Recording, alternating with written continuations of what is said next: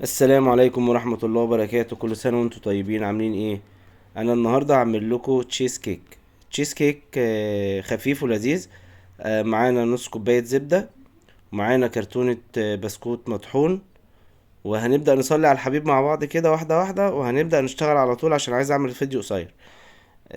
هنحط نص كوباية الزبدة على البسكويت المطحون، وهنبدأ نحط الخليط كله ده، نخليه كله حاجة واحدة، نعجنه كده لحد ما البسكويت والزبدة تبقى دايبة كده بالمنظر ده.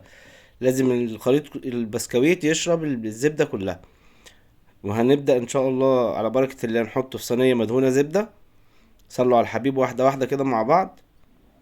هنحط الخليط كله في الصينية، وهنبدأ نساوي الصينية. واحنا بنساويها لازم يعني ندوس عليها كويس جدا علشان الخليط يبقى متماسك مع بعض.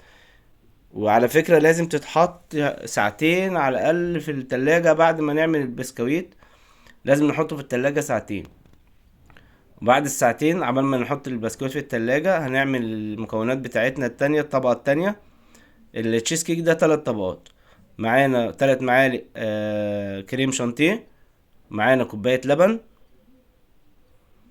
صلوا على الحبيب. وهنضرب الخليط بتاعنا دوت الاول، وبعد كده نضيف عليه بقية المكونات لحد ما يبقى بالمنظر ده. الكريم شانتيه واللبن، اللبن يكون ساقع علشان يديني قوام كويس. ولو عايزه اتقل من كده هضربه برضو اكتر شوية. وكل ما يكون اللبن مجمد هيبقى الكريم شانتيه معاكي احلى. معانا جبنة كيري حوالي 6 مكعبات. ومعانا قشطة بلدي. هنحط القشطة البلدي والجبنة الكيري على الخليط اللي احنا كنا عاملينه. صلوا على الحبيب. على فكرة بيطلع طعمه روعة. هنحط الجبنة الكيري ونرجع نضربهم تاني ضربة كويسة جدا لحد ما يبقى المكون بالمنظر ده. هنضيف المكونات كلها على التشيز كيك بتاعنا بعد ساعتين على البسكويت ده كده، بعد ساعتين من لما طلع من التلاجة. صلوا على الحبيب. هنحط المكون بتاعنا. هيبقى بالمنظر ده.